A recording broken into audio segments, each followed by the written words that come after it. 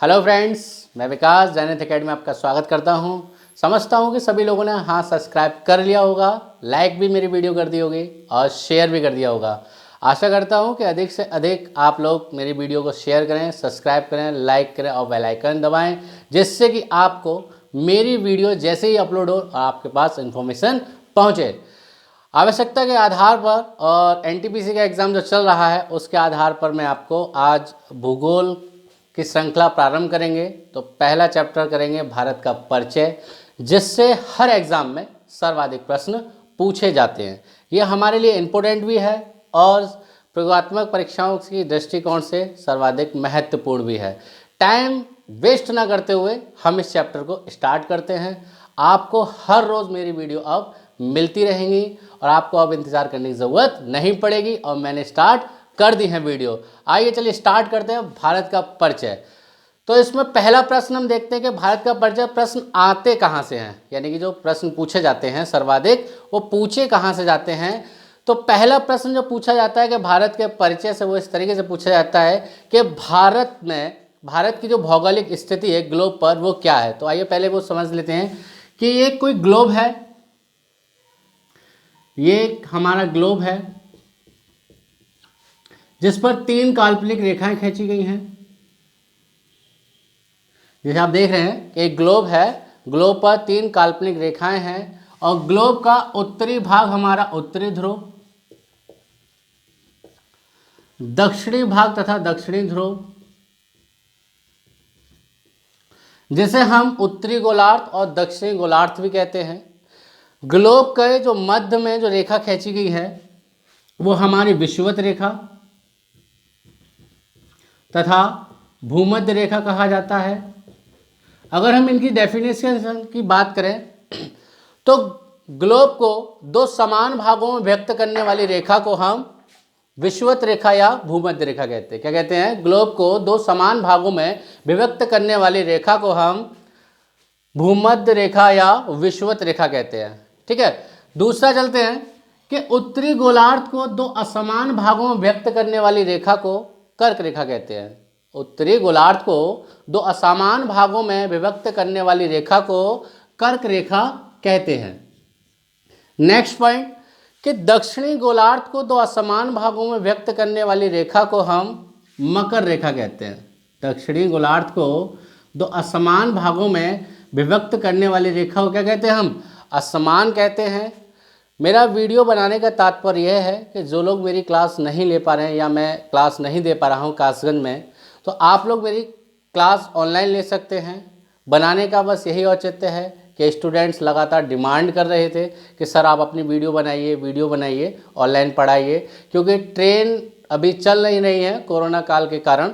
तो मैंने online video बनाना start किया है। आपका सहयोग चाहिए, ज़्यादा से ज़्यादा सब्सक्राइब करें, लाइक करें तथा शेयर करें। तो आपको लगातार सरल भाषा में मैं पढ़ाऊंगा, बिल्कुल आपको रटने की आवश्यकता नहीं पड़ेगी। तो प्रश्नों के आधार पर हम जज करेंगे। तो आपको ये चीज़ ग्लोब पर समझ में आई कि 3 रेखाएं हैं, कर्क रेखा, विषुवत रेखा तथा मकर रेखा। अब हम भारत की स्थिति जानते हैं कि भारत की स्थिति क्या है इसमें, कि दिशाएं तो सभी जानते हैं कि 4 होती हैं। दूसरा प्रश्न बनता है कर्क रेखा भारत के मध्य से होकर बनती है। तो कर्क रेखा जो भारत के मध्य से होकर गुजरती है, तो भारत मैं समझता हूँ यहाँ पर स्थित होगा।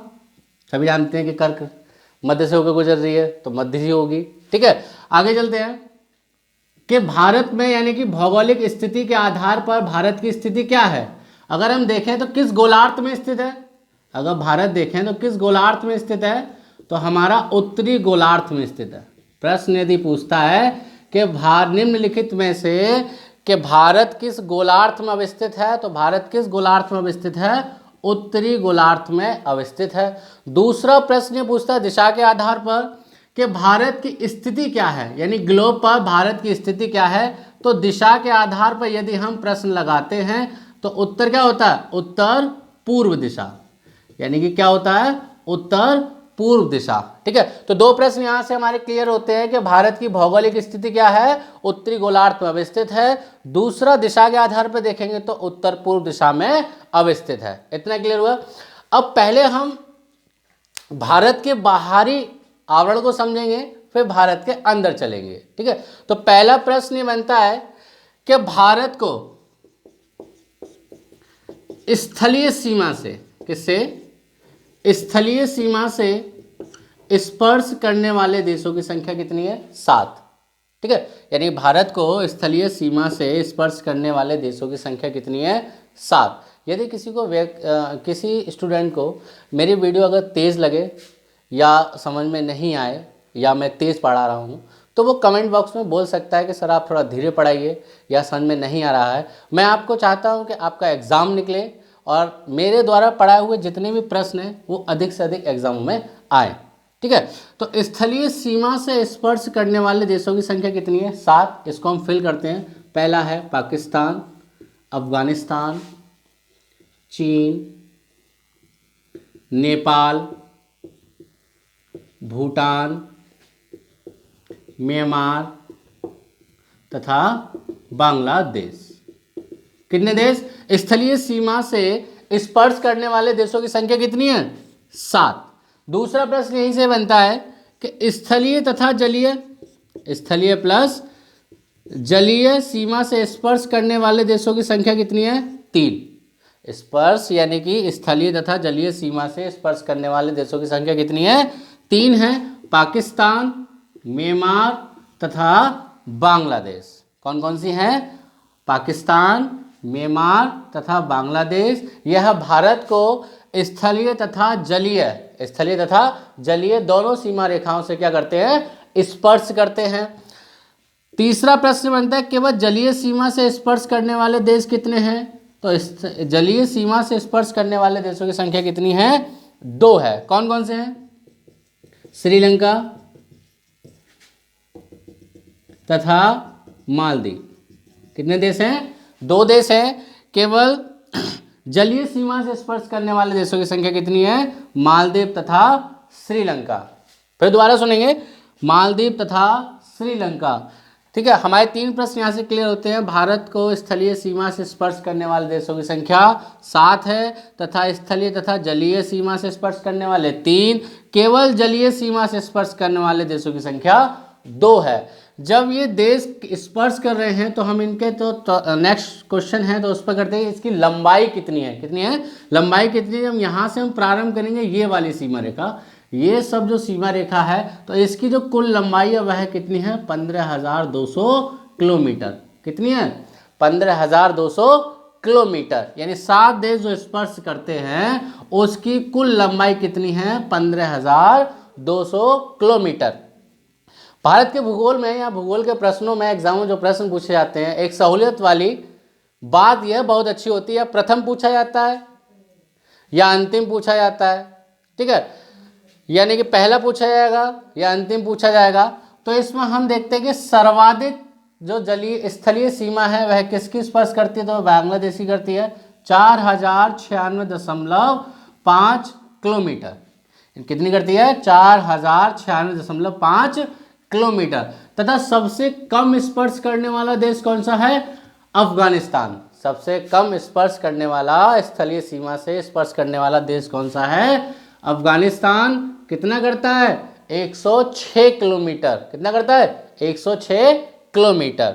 ये पॉइंट यहाँ पर क्लियर हुआ कि सबसे अधिक कौन करता है, सबसे कम कौन करता है, तथा सर्वाधिक यानी कि पूरी कुल लंबाई कितनी है? कुल लंबाई कितनी? यानी 15,200 किलोमीटर। नेक्स्ट पॉइंट पे आते हैं कि भारत के जो तटीय राज्य हैं, भारत के ये वाले जो तटीय राज्य हैं ये वाले, इसकी कुल लंबाई कितनी है? यानी भारत के तटीय राज्यों की लंबाई कितनी, यानी सीमा कितनी स्पर्श करती है? तो यह 6100 किलोमीटर करती है। कितनी करती है? 6100 किलोमीटर करती है। जब भारत की तटीय लंबाई की बात करेगा तो हम 6100 किलोमीटर मारेंगे। दूसरा प्रश्न यहाँ से चेंज हो जाता है कि यदि कुल पूछे कि कुल तटीय जलीय लंबाई कितनी है, तो आपकी अंडमान निकोबार, लक्षद्वीप, दमन एंड दीव, इन सब की जब इंक्लूड हो जाती है तो कितनी जाती है? 7516.6 किलोमीटर। देखिए दशमलव वाले हो सकता है कहीं कहीं भिन्न हो, कहीं किताबों में कुछ लिखा हो, कहीं किताबों में कुछ लिखा हो, तो केवल आपको इतना याद रखना है 7516 तथा 4096 किलोमीटर। जब हमसे कुल लंबाई पूछ रहा है यानी कि कुल यानी तटीय राज्य कितने, यानी तटीय लंबाई पूछ रहा है, तटीय राज्य लंबाई कितनी है 7516.6 किलोमीटर। ठीक है, नेक्स्ट पॉइंट चलते हैं। जब यह देश हैं तो इनकी कुछ सीमाएं रेखा भी होंगी, यानी कि एक देश से दूसरे देश की सीमाएं निर्धारित की गई होंगी। तो 1896 ईस्वी में 1896 ईस्वी में एक डूरेंट रेखा का प्रतिपादन किया गया था। किस रेखा का, डूरेंट रेखा का प्रतिपादन किया गया था। उस समय जो सीमा रेखा थी यह अफगानिस्तान और भारत के मध्य स्थित थी। किसके स्थित थे, अफगानिस्तान तथा भारत के मध्य स्थित थे। लेकिन वर्तमान समय में यह सीमा रेखा अफगानिस्तान और पाकिस्तान के मध्य स्थित है। किसके स्थित है, अफगानिस्तान और पाकिस्तान के मध्य स्थित है। दूसरी सीमा रेखा जो इंपॉर्टेंट रहती है एग्जाम के दृष्टिकोण से, तो वह 1947 ईस्वी में सर रेड क्लिफ रेखा का प्रतिपादन किया गया था। किस रेखा का, रेड क्लिफ रेखा का प्रतिपादन किया गया था। तीसरी जो सर्वाधिक इंपॉर्टेंट रहती है वह 1914 ईस्वी में मैकमोहन रेखा का प्रतिपादन किया गया था। किस रेखा का, मैकमोहन रेखा का प्रतिपादन किया गया था। किस रेखा का, मैकमोहन रेखा का प्रतिपादन किया गया था। नेक्स्ट जो प्रश्न बनता है यहाँ पर वह जो चौथी रेखा बनती है पाक जल संधि। पाक जल संधि जो सीमा रेखा निर्धारित की गई वह भारत और श्रीलंका के मध्य स्थापित की गई है। किसके मध्य की गई है, भारत तथा श्रीलंका के मध्य स्थापित की गई है। ठीक है, इतना क्लियर हुआ। अब यहां से क्रॉस करते हैं, प्रश्न कैसे पूछा था कि मैकमोहन रेखा किन देशों के मध्य स्थित है, तो भारत और चीन के मध्य स्थित है। दूसरा, डूरेंट रेखा का प्रतिपादन प्रश्न पूछेगा कि डूरेंट रेखा वर्तमान समय में किन देशों के मध्य स्थित है, तो अफगानिस्तान और पाकिस्तान के मध्य स्थित है। अगर घुमाकर प्रश्न पूछता है, कंफ्यूजन वाला पूछता है कि प्रारंभ में यह सीमा रेखा किन दो देशों के मध्य स्टार्ट की गई थी, तो वह अफगानिस्तान और भारत के मध्य स्थित थे। क्योंकि भैया देखो पाकिस्तान तो 1947 के बाद अलग हुआ है ना, कितने बाद हुआ, 1947 के बाद अलग हुआ है। इतना खत्म हुआ। अब आगे चलते हैं। भारत के पश्चिमी ओर भारत के पूर्वी ओर बंगाल की खाड़ी तथा भारत के पश्चिमी ओर अरब सागर। भारत के पूर्वी ओर बंगाल की खाड़ी तथा भारत के पश्चिमी ओर अरब सागर। ठीक है, तीसरा प्रश्न बनता है कि भारत में कुल द्वीपों की संख्या कितनी है, तो कुल द्वीपों की संख्या कितनी है 247। भारत में कुल द्वीपों की संख्या कितनी है 247। द्वीप क्या होते हैं, ऐसा स्थल भाग जिसके चारों ओर जल प्राप्त होता है। ऐसा स्थल भाग जिसके चारों ओर जल होता है उसे हम द्वीप कहते हैं। तो भारत में कुल द्वीपों की संख्या कितनी है 247 है। अगर इनका डिवाइडेशन किया जाता है वो इस तरीके से किया जाता है कि बंगाल की खाड़ी में द्वीपों की संख्या कितनी है तथा अरब सागर में द्वीपों की संख्या कितनी है, तो बंगाल की खाड़ी में द्वीपों की संख्या है 204 तथा अरब सागर में द्वीपों की संख्या है 43। तो कुल मिला के कितने हुए 247। ठीक है, नेक्स्ट प्रश्न जो डीपली प्रश्न ये पूछा जाता है कि लक्षद्वीप के स्वयं के अपने द्वीप कितने हैं। लक्षद्वीप के स्वयं के अपने द्वीप कितने हैं, तो 43 में से स्वयं के द्वीप यानी 36 द्वीप स्वयं किसके हैं, लक्षद्वीप के हैं। तो अरब सागर में द्वीप कितने बचे 7 बचे। अरब सागर में द्वीप कितने बचे 7 बचे। ठीक है, तो लक्षद्वीप के कितने हो गए 36 हो गए तथा अरब सागर में द्वीपों की संख्या कितनी हो गई 43 तथा कितने बचे 7 बचे। तो कुल द्वीपों की संख्या कितनी है 247। इतना क्लियर हुआ। अब जो सर्वाधिक अधिक प्रश्न ये पूछा जाता है, एक जो प्रश्न आते हैं बाहरी आवरण से चैनल वाले प्रश्न पूछे जाते हैं कि 8 डिग्री चैनल 9 डिग्री चैनल तथा 10 डिग्री चैनल कहाँ से होकर गुजरता है। 8 डिग्री चैनल 9 डिग्री चैनल तथा 10 डिग्री चैनल कहाँ से होकर गुजरता है। तो यदि हम 10 डिग्री चैनल की बात करें, दिखाई तो नहीं दे रहा होगा क्योंकि भर गया बहुत ज़्यादा बोर्ड। ठीक है, चलो मैं इसको रफ कर लेता हूँ हल्का सा, है ना, इसको मैं रफ कर लेता हूँ जिससे कि आपको स्पष्ट दिखाई देगा। अगर मैं बात करूँ कि 10 डिग्री चैनल जो है 10 डिग्री चैनल किन के मध्य के यानी किन दो द्वीपों के यानी अंडमान निकोबार द्वीप समूह को, किसको अंडमान तथा निकोबार द्वीप समूह को दो समान भागों में क्या करता है, विभाजित करता है। किसको? अंडमान तथा निकोबार द्वीप समूह को दो समान